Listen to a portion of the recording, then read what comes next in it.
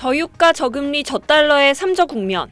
KB증권 김동원 리서치센터장은 지금이 1980년대 삼저 호황 초기와 유사하다며 강세장이 이어지면 코스피 7,500선까지 가능하다고 말했습니다. 원화 약세에 대해선 일시적 현상으로 판단했습니다.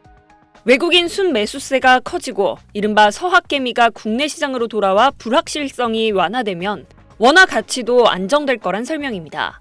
내년 코스피 상장사 영업이익은 올해보다 36% 늘어난 410조 원이 예상되며 이 가운데 69%가 삼성전자와 SK하이닉스 두 기업에서 나올 거로 전망됐습니다. AI 산업이 닷컴 버블과 비슷하다는 우려엔 시기상조란 입장입니다. 긍정적인 전망 속 개인 투자자들의 레버리지 투자는 빠르게 늘고 있습니다. 신용거래 융자 잔고는 26조 2천억 원, 4년 만에 최대치를 경신했고 은행권 신용대출 잔액도 일주일 새 1조 1천억 원 이상 불어났습니다. 한국은행의 금융취약성 지수 역시 3분기 연속 상승했습니다. 전문가들은 특히 상대적으로 종잣돈이 적은 청년층에서 공격적 투자가 대폭 늘어났다며 변동성이 커진 시장에서 상환 부담과 손실 위험이 커질 수 있다고 우려했습니다. SBS 박서경입니다. 최근 신용대출 규모가 많이 늘었나 보네요. 네, 먼저 5대 은행 가계 신용대출을 보면 이달 들어서 일주일 새 1조 2천억 원이 늘어났는데요. 4년 4개월 만에 최대폭입니다.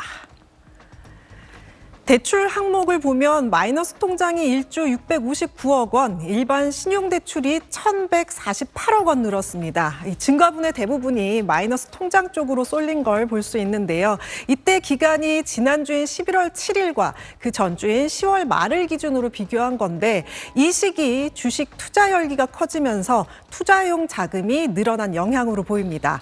이 시기 주식시장 흐름을 보면요. 11월 초 코스피가 사상 처음 4,200선을 돌파했죠. 지수가 고점을 찍자 지금 아니면 늦는다는 심리가 퍼졌습니다. 그런데 이후 급락 국면에서도 흐름은 비슷했습니다. 지난 5일 코스피가 장중 6% 넘게 밀리며 3,800대까지 떨어졌는데요. 하루 새 마이너스 통장 잔액이 6천억 원 넘게 늘었습니다. 지수가 떨어져도 개인 투자자들이 오히려 이때가 저가 매수 기회라며 빚을 내 들어온 겁니다.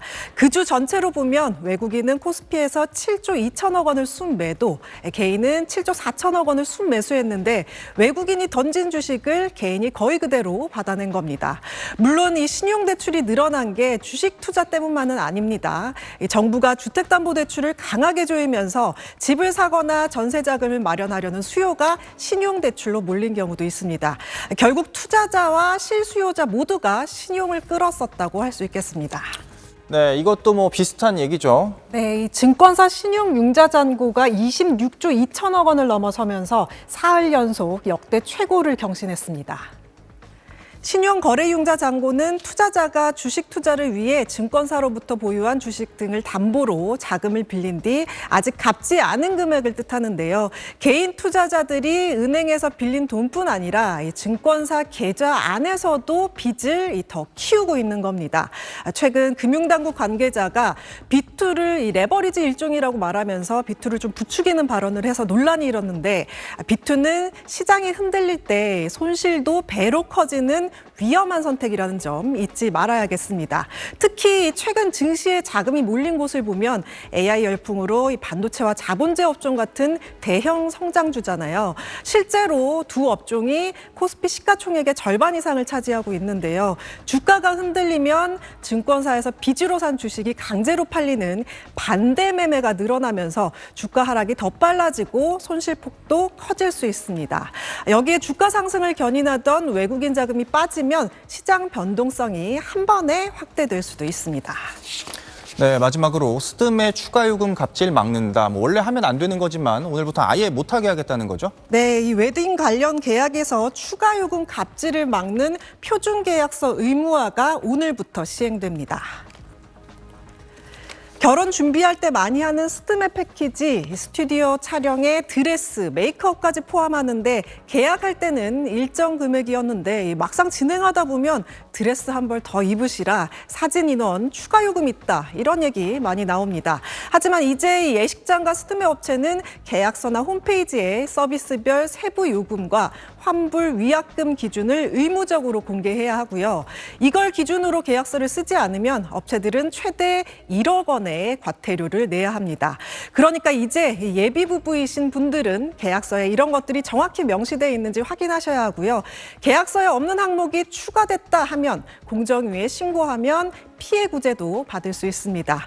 이번 제도는 이 웨딩업계뿐만 아니라 필라테스나 PT, 학원 등 소비자 피해가 잦았던 업종에도 함께 적용됩니다. 네, 한 기자 잘 들었습니다. 40대 주부 A씨는 최근 은행에 넣어뒀던 예금 3천만 원을 뺐습니다. 지금까지 본 적 없던 불장에 처음으로 주식 투자에 나서기로 한 겁니다. 은행에 넣어놓기 이율이 워낙 낮으니까 한 번도 안 해봤으니까 둘 다 어차피 그냥 둘 돈이면 한번 해보자. 지난 한 달간 은행 요구불 예금은 21조 원이나 줄었습니다. 대신 주식 투자 대기 자금인 투자자 예탁금은 88조 원대로 불어나 사상 최대입니다. 수도권 집값은 너무 많이 오른 데다 대출 규제 등으로 진입도 막히다 보니 이제 자산을 불릴 길은 주식이나 코인밖에 없다고 생각하는 사람이 적지 않습니다. 가치가 있는 거라고 생각을 해서 매달 비트코인을 모으고 있는 것 같아요. 저희 월급으로는 아파트를 살 수도 없는 거고. 나만 자산 증식의 기회에서 소외될 수 있다는 불안감, 포모가 비투로 이어지는 양상도 감지됩니다. 국내 증시 신용거래 융자 잔액은 25조 8천억을 넘어 사상 최대치를 경신했습니다. 은행 신용대출도 한 달 만에 1조 원이나 늘었습니다. 지금이 딱 적기라고 그래서 그냥 좀 많이 떨어졌길래 그때부터 사기 시작해가지고. 각국 정부의 재정 확대와 금리 인하 기조로 시중의 유동성이 풍부해지면서 이른바 에브리싱 랠리가 펼쳐지고 은행에 묶여있던 돈이 증시나 가상자산 시장으로 이동하는 머니무브 조짐이 뚜렷합니다. 이제 새 정부 들어가면서 규제도 많이 바뀌었고 값이 많이 오른다라는 얘기가 더 많아서 부동산 투자는 생각을 안 해봤습니다. 다만 주춤하는 증시가 변수입니다. AI 거품론에 대한 경계감과 미 증시 급락 여파로 오늘 코스피는 주간 거래에서 10거래일 만에 4천선이 무너졌습니다. 올라간 종목만 조정 과정에 들어가는 게 아니고 떨어질 때는 다 같이 떨어지거든요. 그렇게 됐을 때는 사실 비트로 들어갔다가 조정 과정에서 굉장한 또 손해를 볼 가능성이 크기.